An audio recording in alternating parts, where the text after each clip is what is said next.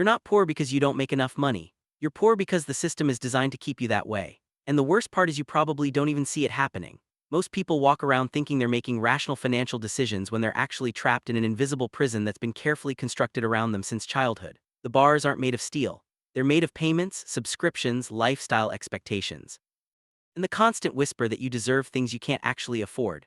My name is Nick, and I've spent years studying how money actually works versus how we're told it works. And the gap between those two things is where most people lose their entire lives. Let me show you something that'll make your blood run cold. The average American will earn over $2 million in their lifetime. $2 million flowing through their hands over 40 years of work. Yet somehow most of them will retire with less than $100,000 saved. Where did the other 1,900,000 go? It didn't disappear into necessities. It had evaporated into 1,000 tiny leaks that nobody taught them to see, let alone fix. The first trap is so obvious that it's invisible. You think you're buying things, but you're actually buying monthly payments. So nobody walks into a car dealership asking how much the car costs anymore. They ask what the monthly payment is. That's not an accident.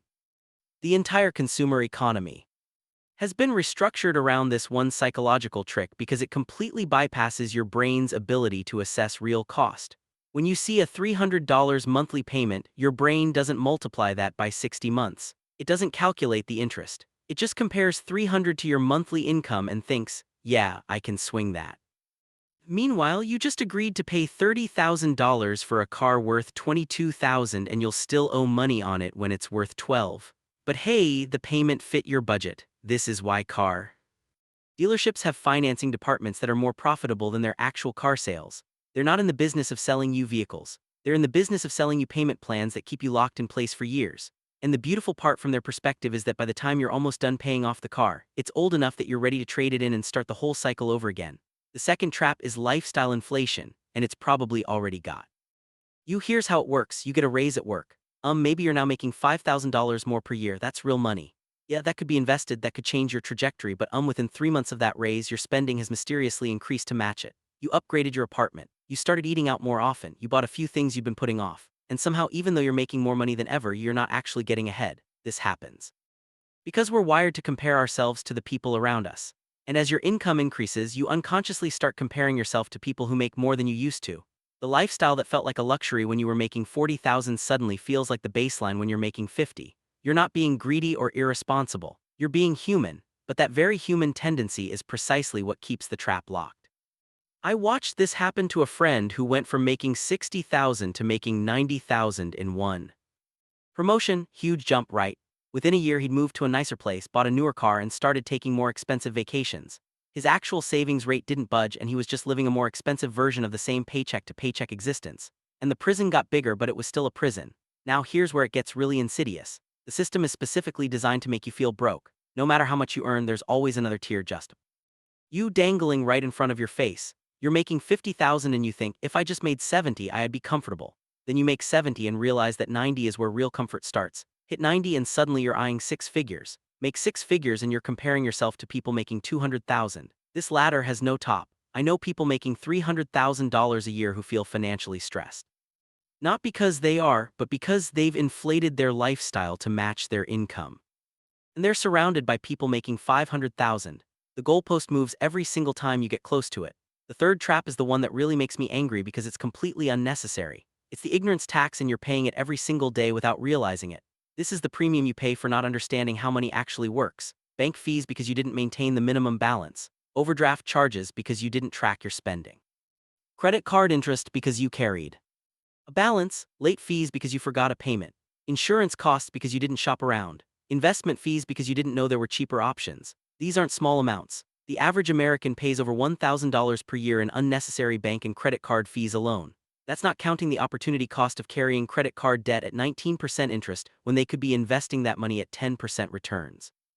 Over a lifetime, the ignorance tax easily exceeds $100,000, money that could have set you free instead went to banks and credit card companies because nobody taught you the rules of the game. What makes this particularly brutal is that the people who can least afford these fees are the ones paying them most frequently. The person living paycheck to paycheck gets hit with overdraft fees. The person with bad credit pays higher interest rates. The person without savings pays predatory payday loan rates. Poverty is expensive and the system is designed to keep it that way. But here's what nobody talks about. These traps don't work in isolation. They work together, creating a compound effect that's almost impossible to escape once you're caught in it. The monthly payment trap reduces your cash flow. The lifestyle inflation trap ensures you never build savings. The ignorance tax drains whatever's left. And all three together create a situation where you're working harder every year just to stay in the same place. The really twisted part is coming up, and it's going to make you question every financial decision you've ever made. You see, the system needs you trapped, not in some conspiracy theory way, but in a very practical economic sense. The entire economy is built on consumer spending.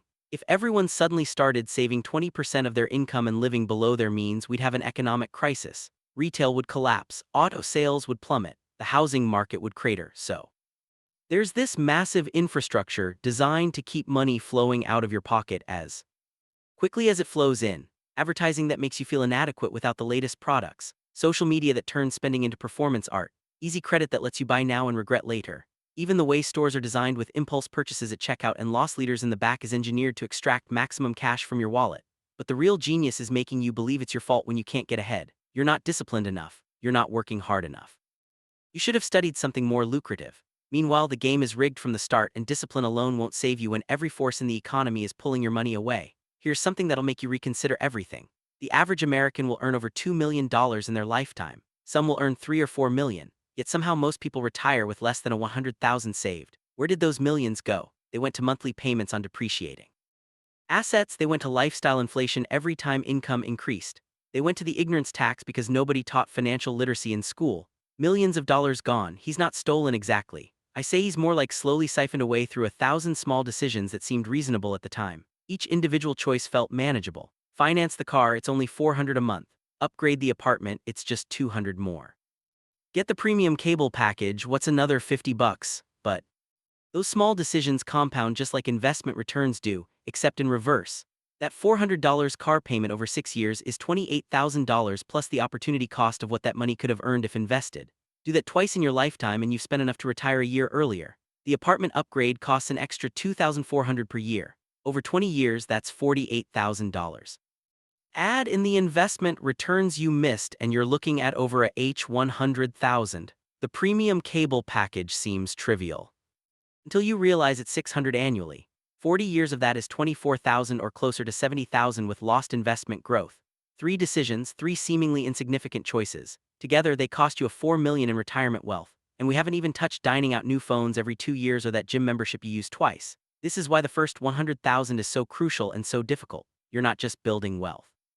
You're fighting against every systemic force designed to prevent you from building wealth. You're swimming upstream in a river specifically engineered to push you backwards. Most people never make it because they don't realize they're in a fight. Now let's talk about the psychological warfare being waged on your bank account, because this is where it gets properly disturbing. Every major corporation has teams of psychologists figuring out how to separate you from your money. They study your brain chemistry. They understand your emotional triggers. They know exactly how to make you feel like you need something you don't. Take phone upgrades. Your current phone works perfectly fine, but they've created this annual ritual where not upgrading feels like falling behind.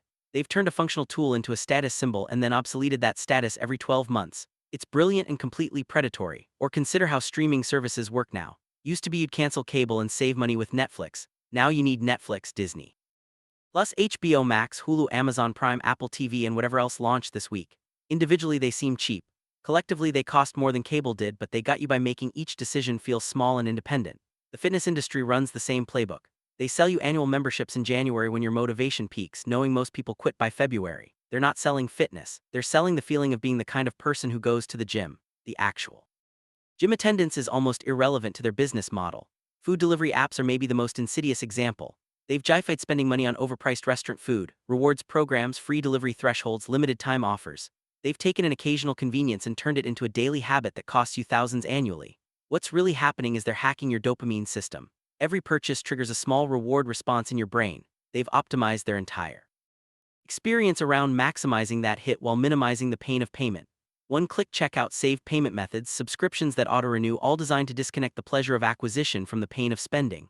And it works. Holy hell, does it work. The average person makes dozens of micro-purchases weekly without even registering them as real spending. $5 here, $8 there, $15 for this, $20 for that. Individually insignificant, collectively devastating. I tracked my own spending obsessively for 3 months. Once in, I was shocked by how much leaked through these tiny holes. Coffee shop visits I didn't remember, app purchases I never used, convenience store stops that added up to hundreds, monthly death by 1,000 small transactions. But the absolute worst part, the thing that makes this whole system nearly impossible to escape, is that opting out makes you weird save aggressively, and people think something's wrong with you drive an older car, and suddenly you're the topic of concerned whispers live. Below your means and you're either cheap or struggling financially in people's minds. The social pressure to spend is enormous. We've built entire relationships around consumption. Meeting friends means spending money. Dating requires spending money. Even hobbies that used to be free have been monetized into expensive pursuits. Try being the person who suggests free activities. See how long before people stop inviting you to things. This creates a trap within the trap. You want to escape the monthly payment cycle, but doing so might cost you your social circle. You want to avoid lifestyle inflation, but that means watching your peers upgrade their lives while you stay put. You want to stop paying the ignorance tax, but gaining that knowledge requires time and effort nobody seems to have. So most people just stay stuck, working harder each year to maintain a lifestyle that's slowly destroying their financial future. And the truly maddening part is what happens next. You finally earn enough to increase your retirement contributions, so you bump your 401k from 6% to 10%. Feels responsible, right? Except inflation just ate your last raise, your rent increased again, and that 10% is coming from money you needed for other things. Now you're further behind despite technically doing the right thing, or maybe you decide to get serious about building wealth. So you start researching investments, stocks, bonds, real estate, crypto, index funds, actively managed funds, target date funds. The options multiply faster than you can learn about them. Analysis paralysis sets in. You spend 6 months researching the perfect investment strategy and end up doing nothing because you're terrified of making the wrong choice. Meanwhile, people who know less than you are actually investing and building wealth simply because they started. Perfect knowledge becomes the enemy of good action. You're so busy trying to optimize that you never actually begin. This is what keeps people trapped forever. Not laziness, not stupidity, just the overwhelming complexity of a system designed to extract maximum value from your confusion and inaction. Every path forward seems to require expertise you don't have, time you can't spare, or money you've already spent. Consider what happens when you try to break free. You want to cancel subscriptions, but which ones? You use most of them occasionally. Canceling everything feels extreme, so you keep them all and promise to evaluate later. Later never comes. You want to invest seriously, but you're carrying credit card debt at 18% interest. Every financial expert says pay off high-interest debt first, but your retirement account has tax advantages and compound growth. Which should you prioritize? Both answers seem equally correct and contradictory. You want to buy a house to stop throwing money away on rent, but you don't have the down payment. Saving for one means staying in an expensive rental longer. Taking on a mortgage with a small down payment means paying PMI and higher interest. Every option has a costly trade-off. The system isn't designed to be solved, it's designed to keep you perpetually behind while feeling like you're almost catching up. One more promotion, one more side hustle, one more investment that finally pays off. The finish line keeps moving at exactly the pace you're running. What's particularly cruel is how this affects different life stages. Young people can't build wealth because they're buried in student loans and paying inflated rent. Middle-aged people can't build wealth because they're supporting kids while caring for aging parents. Older people can't build wealth because they're trying to catch up on decades of undersaving while medical costs explode. There's never a perfect time. The system ensures that every life stage has its own financial crisis designed to prevent wealth accumulation. You're always fighting fires instead of building foundations, and the goalposts keep moving. A retirement used to mean a pension and social security. Now you need at least $1 million saved. Personally, probably more like $2 million to be comfortable. The average person is supposed to accumulate this while also paying for housing, healthcare, education, and every other inflated cost we've discussed. The math doesn't work. It literally cannot work for most people. You need to save impossible percentages of your income starting impossibly young while earning impossibly consistent returns. Yet we treat individual failure to achieve this as a personal moral failing rather than a systemic design flaw. Here's where it gets really dark. Other people who escape this trap usually do so through luck disguised as merit. They happen to buy a house before prices exploded. They happen to join a company before it went public. They happen to inherit money from relatives. They happen to avoid major medical crises or family emergencies. Sure, they made good decisions, but plenty of people make identical decisions and stay poor because timing and chance didn't align. We've built an entire culture around pretending luck doesn't exist, that wealth is purely a function of choices and effort. This lie keeps the system running by making failure feel personal rather than structural. The influencers selling you courses on financial freedom usually made their money selling courses, not following their own advice. The real estate gurus bought property during historical anomalies that won't repeat. The investment experts are showcasing survivorship bias, ignoring thousands who tried identical strategies and failed. Meanwhile, actual wealth building often looks boring and takes decades. Consistent saving, reasonable investing, avoiding catastrophic mistakes, no shortcuts, no secrets, just time and discipline most people can't maintain because life keeps interrupting with emergencies and obligations. But even understanding all this doesn't really help, does it? Knowing you're trapped in a system designed to extract wealth doesn't give you the tools to escape it. Knowledge without power is just frustration with better vocabulary. You still need housing, you still need healthcare, you still need to eat and clothe yourself and maintain relationships and occasionally experience joy. Opting out completely isn't realistic. Participating fully keeps you broke. The middle path requires constant vigilance that exhausts you. What actually works is small, unglamorous changes that nobody wants to hear about. Automating savings before you see the money. Buying used instead of new. Cooking instead of ordering. Choosing lower cost areas too. Live driving older cars, avoiding debt like it's radioactive. These aren't secrets, everyone knows them. They're just boring and slow and require sacrificing things that make life feel worth living. That's the real trap. The system has made financial security incompatible with enjoying your present life for most people. You can be financially responsible or you can have experiences and relationships and fun. Pick one. For a lucky few, both are possible. For most, it's a brutal trade-off that forces you to choose between your future and your present. The people selling solutions to this problem are usually the ones profiting from it. Financial advisors who charge fees on assets you don't have yet. Credit counselors whose business model depends on you having debt. Productivity gurus selling you systems to work harder so you can earn more, to spend more, to need to earn more. Round and round it goes. The hamster wheel has been rebranded as a ladder, but you're still running in place. So what's the point of knowing all this? What are you supposed to do with the information that you're trapped in a system specifically designed to keep you that way? Honestly, there's no satisfying answer. You can't opt out of needing money. You can't escape to the woods and live off berries. Well, you could, but then you're just trading one set of problems for another. And scurvy isn't nearly as romantic as it sounds. The best you can do is see the traps for what they are. Stop believing the monthly payment is the actual cost. Stop upgrading your lifestyle every time your income increases. Stop paying the ignorance tax by learning how this stuff actually works instead of hoping it'll all magically sort itself out. Will this make you rich or probably not? The system is too rigged for simple awareness to overcome it completely, but it might make you less poor. It might give you enough breathing room to make choices instead of just reacting to crisis. It might let you retire before you're too old to enjoy it. Or maybe it won't. Maybe you'll do everything right and still struggle because that's how the math works out for most people. At least you'll know why. At least you won't spend your whole life wondering what you did wrong when the game was never designed for you to win in the first place. The invisible prison is still a prison even after you can see the bars, but knowing there is the first step to finding the gaps between.